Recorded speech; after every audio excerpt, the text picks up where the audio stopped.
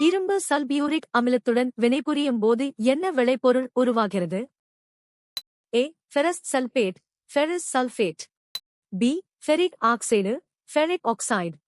C. Ferrous chloride, ferrous chloride. D. இரும்பு hydroxide, iron hydroxide. சரியான பதில் A. Ferrous sulphate, ferrous sulphate. இரும்பு நீர்த்த சல்பியூரிக் அமிலத்துடன் வினைபுரியும் போது ஃபெரஸ் சல்பேட் மற்றும் ஹைட்ரஜன் வாயுவை உருவாக்குகிறது. இது ஒரு இடப்பெயர்ச்சி வினையாகும். ஃபெரிக் ஆக்சைடு இரும்பு துருப்பிடிக்கும் போது உருவாகும் ஒரு சேர்மம். அலுமினியத்தின் அணு நிறை என்ன? ஏ. 27. பி. 16. சி. 12. டி. 18. சரியான பதில் ஏ. 27. சரியான விடை ஏ. அலுமினியத்தின் அணு எண் 13 மற்றும் அதன் அணு நிறை தோராயமாக 27, 26.98 ஆகும். போட்டித் தேர்வுகளில் தனிமங்களின் அணு நிறையை தெரிந்து வைத்திருப்பது வேதியியல் கணக்கீடுகளுக்கு அவசியமானது. தவறான விடைகள். பி. 16 என்பது ஆக்சிஜனின் அணு நிறையாகும். எந்த பருப்பொருளின் நிலையில் வெப்ப ஆற்றலால் ஏற்படும் விரிசல் அதிகபட்சமாக இருக்கும்? ஏ. திரவங்கள். பி. பிளாஸ்மா. சி. திடப்பொருள்கள். டி. வாயுக்கள். சரியான பதில் டி. வாயுக்கள். வாயுக்களில் மூலக்கூறுகளுக்கு இடையேயான கவர்ச்சி விசை மிக குறைவாக இருப்பதால் வெப்பப்படுத்தும் போது அவை அதிக வேகத்தில் விலகிச் சென்று அதிகப்படியான விரிவடைதலை காட்டுகின்றன. திட மற்றும் திரவப் பொருள்களை விட வாயுக்களின் வெப்ப விரிவு குணகம் மிக அதிகம். உருவாக்க செல் ஆண் கேமீட்களை எவ்வாறு உருவாக்குகிறது? ஏ. குன்றல் பகுப்பு மூலம், த்ரூ மியோசிஸ். பி. கருவுறுதல் மூலம், த்ரூ ஃபர்டிலைசேஷன். சி. மகரந்தச் சேர்க்கை மூலம், த்ரூ பாலினேஷன். டி. மறைமுக பகுப்பு மூலம், த்ரூ மைட்டோசிஸ். சரியான பதில் டி. மறைமுக பகுப்பு மூலம், த்ரூ மைட்டோசிஸ். 4. மகரந்த துகளில் உள்ள உருவாக்க செல், ஜெனரேட்டிவ் செல், மறைமுக பகுப்பு, மைட்டோசிஸ் மூலம் பிரிந்து 2 ஆண் கேமீட்களை உருவாக்குகிறது. இந்த நிகழ்வு மகரந்த குழாய் வளரும்போது அல்லது அதற்கு முன்னரே நடைபெறுகிறது. ஒரு தனிமத்தின் ஒரு மோல் என்பது அதன் எதற்கு சமம்? ஏ. கிராம் அணு நிறை, கிராம் அட்டாமிக் மாஸ். பி. கூறுகளின் எண்ணிக்கை, நம்பர் ஆஃப் என்டிட்டீஸ். சி. சதவீத இயைபு, percentage composition. டி. கிராம் மூலக்கூறு நிறை, கிராம் molecular mass. சரியான பதில் ஏ. கிராம் அணு நிறை, கிராம் அட்டாமிக் மாஸ். 1. ஒரு தனிமத்தின் ஒரு மோல் என்பது அதன் கிராம் அணு நிறைக்கு சமமான அளவைக் கொண்டிருப்பதாகும். உதாரணமாக 1 மோல் கார்பன் என்பது 12 கிராம் கார்பனை குறிக்கும். பி. கூறுகளின் எண்ணிக்கை என்பது அவகாட்ரோ எண்ணை குறிக்கும். ஒரு சுற்றின் வழியாக 2 சி மின்னூட்டம் 10 வினாடிகளுக்கு பாய்ந்தால் மின்னோட்டம் என்ன? ஏ. 0.2 ஏ. பி. 5 ஏ. சி. 0.5 ஏ. டி. 20 ஏ. சரியான பதில் ஏ. 0.2 ஏ. 4. மின்னோட்டம் I என்பது மின்னூட்டம் Q காலத்தால் T வகுக்கப்படுவதாகும். IQT. இங்கு 2 சி 10 எஸ் 0.2 ஏ ஆகும். பி. 10 - I 2 - ஆல் வகுத்தால் 5 வரும். ஆனால் சூத்திரப்படி 2 - I 10 - ஆல் வகுக்க வேண்டும். காற்றின் இயக்கத்திலிருந்து எந்த வகையான ஆற்றல் உற்பத்தி செய்யப்படுகிறது? ஏ. நீர் ஆற்றல், வாட்டர் எனர்ஜி. பி. காற்றாலை ஆற்றல், வைண்ட் எனர்ஜி. சி. ஓத ஆற்றல், டைடல் எனர்ஜி. டி. சூரிய ஆற்றல், சோலார் எனர்ஜி. சரியான பதில் பி. காற்றாலை ஆற்றல், வைண்ட் எனர்ஜி. 7. காற்றின் இயக்க ஆற்றலை கினெடிக் எனர்ஜி மின்னாற்றலாக மாற்றுவதன் மூலம் காற்றாலை ஆற்றல் உற்பத்தி செய்யப்படுகிறது. இது ஒரு புதுப்பிக்கத்தக்க எரிசக்தி மூலமாகும். தமிழ்நாட்டின் முப்பந்தல் போன்ற பகுதிகளில் இது அதிக அளவில் உற்பத்தி செய்யப்படுகிறது. ஒரு ஆக்சிஜன் மூலக்கூறின் அணுக்கட்டு எண் என்ன? ஏ. 4. பி. 2. சி. 1. டி. 3.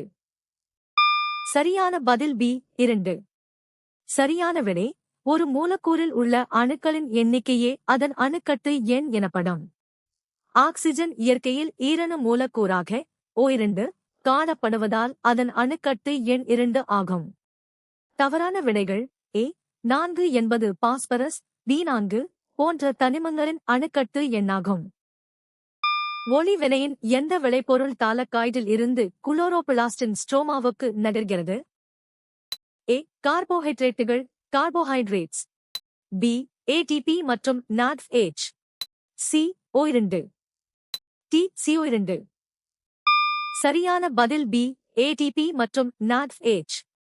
சரியான விடை B சோகஸ்மெலி ஒளி வினையின் போது தாலக்காய்டுகளில் உருவாகும் ஆற்றல் மூலங்களான ATP மற்றும் NADH ஆகியவை இருள் வினைக்காக ஸ்ட்ரோமாவிற்கு நகர்கின்றன. இவை ஸ்ட்ரோமாவில் கார்பன் டை ஆக்சைடை ஒடுக்கி உணவை தயாரிக்க பயன்படுகின்றன. கொடுக்கப்பட்ட இரசாயன சமன்பாட்டில் 4Na3 CO2 கார்பன் டை ஆக்சைடுடன் வினைபுரியும் பொருள் எது? A sodium, sodium. B oxygen, oxygen. C nitrogen, nitrogen. T carbon, carbon. சரியான பதில் A சோடியம், சோடியம். கொடுக்கப்பட்ட சமன்பாட்டில் Na என்பது சோடியத்தை குறிக்கிறது.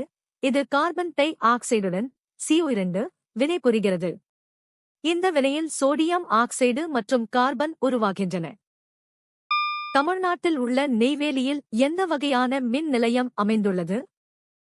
A அனல் மின் நிலையம், தர்மல் பவர் பிளான்ட். B நீர்மின் நிலையம், ஹைட்ரோ பவர் பிளான்ட். C சூரிய மின் நிலையம், சோலார் பவர் பிளான்ட். T காற்றாலை மின் நிலையம், வைண்ட் பவர் பிளான்ட். சரியான பதில் A அனல் மின் நிலையம், தர்மல் பவர் பிளான்ட். 7 நெய்வேலியில் பழுப்பு நிலக்கரி, லிக்னைட் அதிக அளவில் கிடைப்பதால் அங்கு நிலக்கரியை பயன்படுத்தி மின்சாரம் தயாரிக்கும் அனல் மின் நிலையம் அமைந்துள்ளது. இது தமிழ்நாட்டின் மின்சார தேவையை பூர்த்தி செய்வதில் முக்கிய பங்கு வகிக்கிறது. வடித்தலுக்கு முன் நொதிக்கப்பட்ட திரவத்தில் அல்லது வாஷில் தோராயமான ஆல்கஹால் சதவீதம் என்ன? A 8 முதல் 10%. B 5%த்திற்கும் குறைவு. C 30%. T 15 முதல் 18%. சரியான பதில் D 15 முதல் 18%. சரியான விடை டி சோகஸ்மெலி மொலாசஸை ஈஸ்ட் மூலம் நொதிக்க வைக்கும் போது கிடைக்கும் பாஷ் திரவத்தில் 15 முதல் 18% ஆல்கஹால் உள்ளது. இந்த நிலைக்கு மேல் ஆல்கஹால் செறிவு அதிகரித்தால் ஈஸ்ட் செல்கள் செயலிழந்துவிடும் என்பதால் இதுவே அதிகபட்ச அளவாகும். மெண்டலின் சோதனைகளில் குட்டை தாவரங்களுடன் ஒப்பிடும்போது எத்தனை நெட்டை தாவரங்கள் பெறப்பட்டன? A 500 நெட்டை, 500 குட்டை, 500 டால், 500 டுவார்ஃப்.